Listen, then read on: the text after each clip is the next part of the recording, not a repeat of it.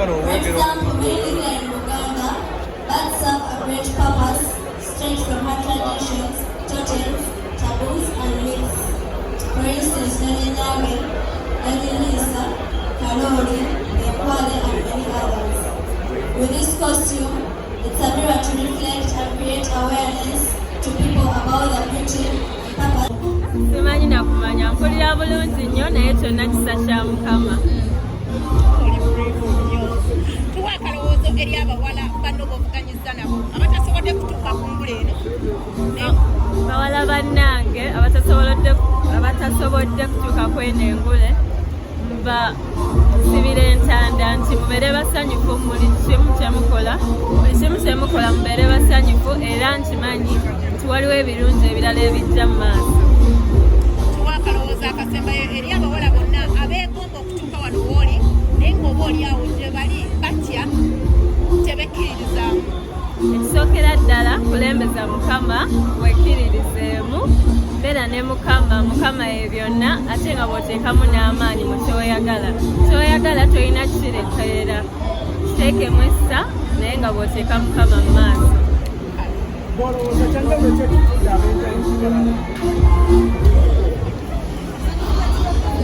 Ekyenjawulo ekifudde ow'enjawulo ku balala.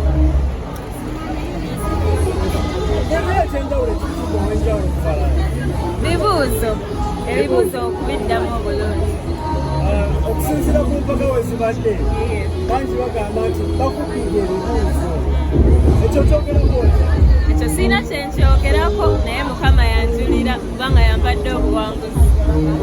Ogamba nti Mukama yakuwadde obuwanguzi ng'ate bangi bagamba nti bakubidde ebibuuzo ng'ate tolina kyanjawulo ekifudde wanjawulo ku balala. Kitegeeza ki? Saba ekyo siina kyakuddamu. So omuntu akolaba ku tagitivi yandyagadde okumanya gwe nga Miss Tourism Buganda Kingdom kino kyanjawulo ki era kikyosaako? Kyenzizaako oluvannyuma lw'okuwangula empaka zino ngenda kuteeka Buganda ku ntikko. Buganda erina okusigala ku ntikko nga bw'ebadde. Ngenda kutumbula ebifo ebyenjawulo mu Buganda nga Bulange, ebifo ebyenjawulo nga Kabakazi byonna kubanga nze Miss Tourism Buganda era ngenda kukola ekyo ekinsaanidde. Abogamba nti ogenda kutumbula ebifo ebyenjawulo mu Buganda. Tulina ebifo ebyenkizo ennyo ennyonyi ddala nga abantu abasinga tebafuna access mu Buganda. Nga ffe Miss Tourism kyanjawulo kikyogenda okuleeta mu bifo ebyo?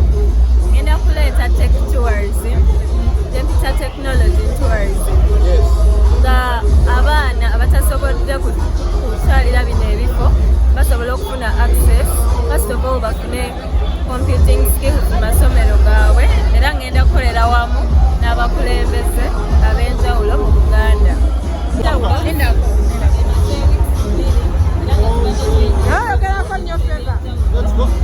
Atandika n'amanya like Erinnya nze Nantongo Feva era nga nze mpangudde kya Miss Tourism First Runners Africa 3 era nga muzina ensema Katonda yabadde omubeezi wange. Sirina nnyo kyamaanyi kinfudde wanjawulo ndowooza kibadde kisa kya Katonda okuba nga nze nfunye kino ekifo kubanga competition yabadde y'amaanyi nnyo naye olw'amaanyi ga Katonda nange tobusobola mpadde okugezaako nentuukaawo wentuuse.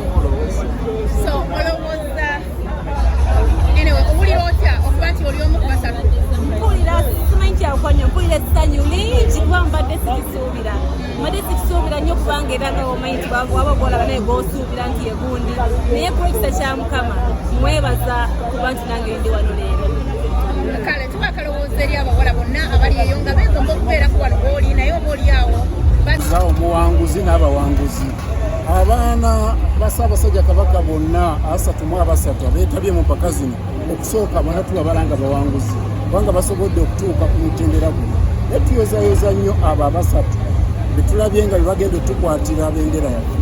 Kino kitegeeza nti Buganda ya nkizo era erina ettofaali ddene lyeteeka mu kutumbula ebyobulambuzi bw'eggwanga lya Uganda.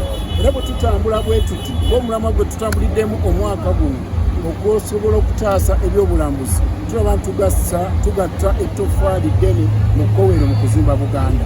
Njagala okuyozaayoza okusookera ddala ekitongole kyaffe okutandikira ddala ne minisitule n'ekitongole eky'obulambuzi boodi y'ekitongole ekyo ne bannaffe abaweerereza mu kitongole ekyo ng'abakozi tulabye nti waliwo okugenda mu maaso.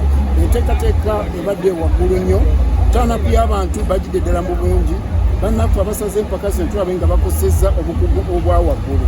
Tulina essuubi nti abaana bano bayise mu kakuŋŋunta ak'ekika ekya waggulu era basaanidde okugenda okuvuganya ku national level. Oba oli awo kijja kufaanana nga n'omwaka oguwedde bwe kyafaanana ng'anaawangula wano yajja okuwangula ku national akwatire Uganda bendera. Bonna bonna bawanguzi tubayozaayoza.